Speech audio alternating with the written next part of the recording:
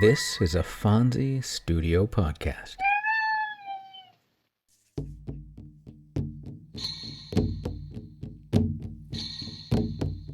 Welcome to Tales from the First Nations. I'm Jay Idle, and every week I'll share with you a tale and ancient wisdom of the native tribes of North America. I'll be joined by my cats, Dawa and Fonzie, who will undoubtedly make their presence known at some point, so I might as well just list them as co-hosts. We hope you'll enjoy the tales and wisdom, raise your vibration, and enrich your life with us every week.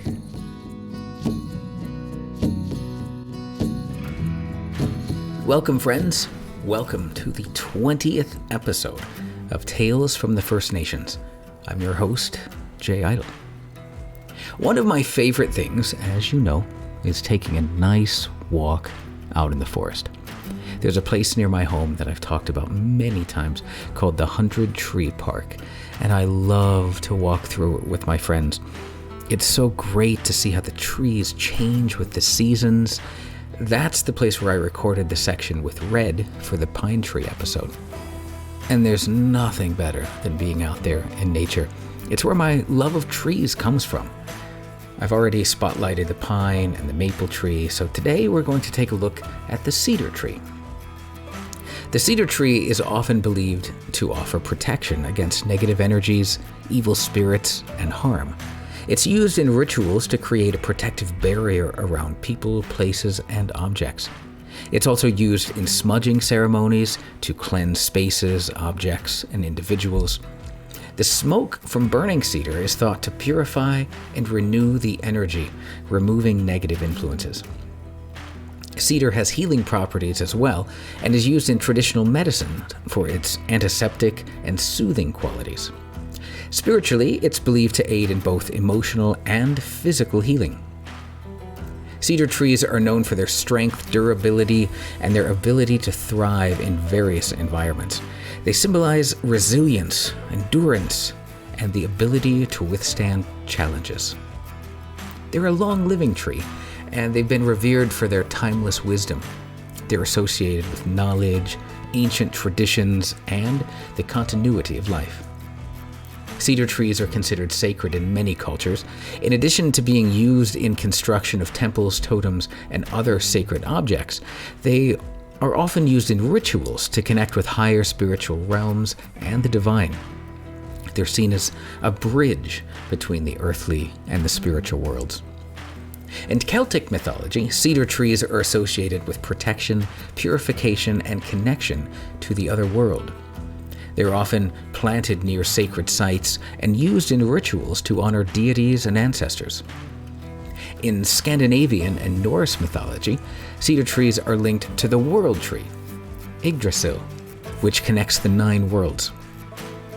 Cedar is also seen as a symbol of life, growth, and spiritual connection.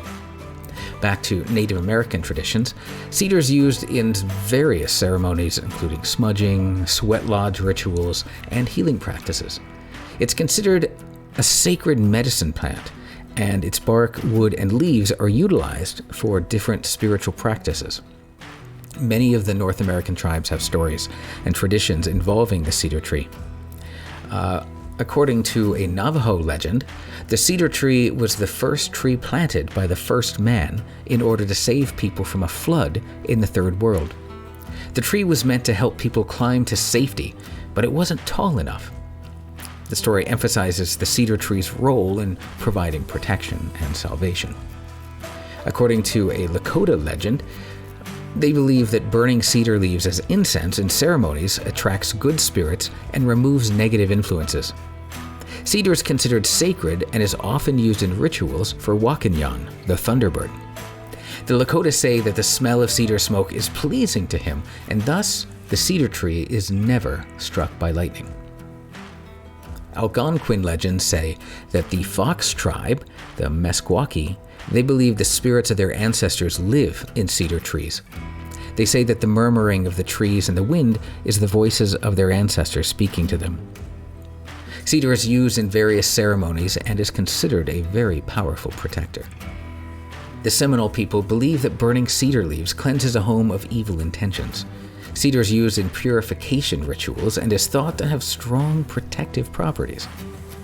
The Pawnee tribe says that Mother Corn taught the people how to cultivate corn, and then she became a cedar tree. The legend highlights the connected nature of agriculture and the sacredness of the cedar trees. So we can see that the cedar tree is really great, and its spiritual connections are vast and cross oceans and seas. It's really a fantastic ally to the humans. And so as we pay tribute to the cedar tree today, I would like to share a story from a Cherokee legend. I like it because it emphasizes the compassion of the Creator as the Cherokee people struggled to understand the best way for things to be. It also shows how the cedar trees are connected to their ancestors.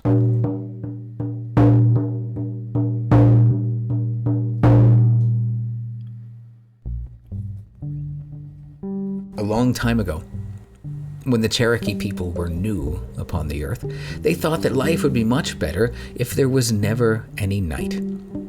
They beseeched the Creator that it might be day all the time and there would be no darkness. The Creator heard their voices and made the night cease, and it was day all the time. Soon the forest was thick with heavy growth. It became difficult to walk and to find a path. The people toiled in the gardens many long hours, trying to keep the weeds pulled from among the corn and other food that they had planted. It got hot, very hot, and continued that day after long day after long day. The people began to find it difficult to sleep, and they became short-tempered and argued among themselves. Not many days had passed before the people realized that they had made a mistake, and once again they beseeched the Creator. "Please," they said, "we've made a mistake in asking that it be day all the time. Now we think that it should be night all the time."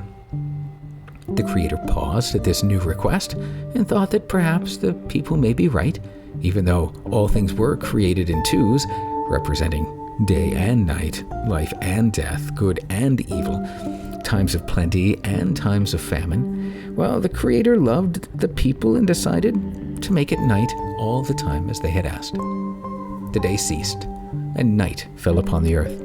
Soon, the crops stopped growing, and it became very cold. The people spent much of their time gathering wood for the fires. They could not see to hunt meat, and with no crops growing, it was not long before the people were cold, weak, and very hungry. Many of the people died. Those that remained, still living, gathered once again to beseech the Creator. "Help us, Creator," they cried. "We've made a terrible mistake. You had made the day and the night perfect, and as it should be from the beginning. We ask that you forgive us and make the day and night as it was before." Once again, the Creator listened to the request of the people. The day and the night became, as the people had asked, as it had been in the beginning. Each day was divided between light and darkness. The weather became more pleasant, and the crops began to grow again. Game was plentiful, and the hunting was good. The people had plenty to eat, and there was not much sickness. The people treated each other with compassion and respect, and it was good to be alive. The people thanked the Creator for their life and for the food that they had to eat. The Creator accepted the gratitude of the people and was glad to see them smiling again. However, during the time of the long days of night, many of the people had died, and the Creator was sorry that they had perished because of the night. The Creator placed their spirit into a newly created tree. This tree was named Asinaluka, Cedar Tree. When you smell the aroma of the cedar tree or gaze upon it standing in the forest, remember that if you are Cherokee, you are looking upon your ancestors.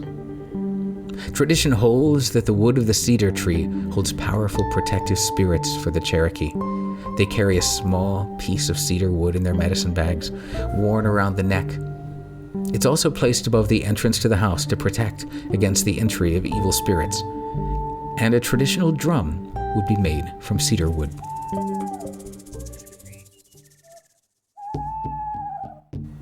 I found this story on two great websites for two great organizations. The first was the Forest History Society at foresthistory.org. This is an amazing website. It's dedicated to preserving and helping people use the documents of forest history. The Forest History Society identifies, collects, interprets, and disseminates historical information on the relationship of humans and forests, contributing to informed natural resource decision-making.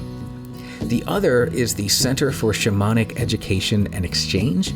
They have a lot of great resources and projects to help Indigenous communities. So check out their website at shamaniceducation.org. My friends that I usually go to the park with are British. They come from the Isle of Wight and are both very interested in and connected with old Celtic and Nordic traditions. When I saw them last week, we had a wonderful conversation about how there seems to be a movement around the world of people looking back at the ancient traditional cultures and finding the wisdom that's been neglected for a long time. It's my hope that through the efforts of some of these great organizations like the Center for Shamanic Education and Exchange, that these traditions can be preserved and brought back to the mainstream. It's my hope, too, that in some small way that I can help with that tradition as well. Thank you for joining me on my journey and on this podcast. I wish you well and look forward to sharing another story with you next week.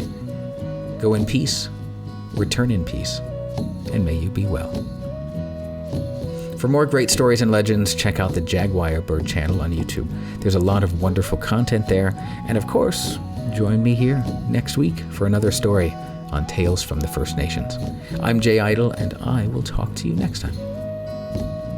The music for the open and close of our show is provided by my dear friend Scott Brocklesby. And our podcast image was provided by Mark Lawton. We will see you next time. All right, that's it. How'd we do, Dawa? Awesome. Phones? Excellent. Then I'll share it.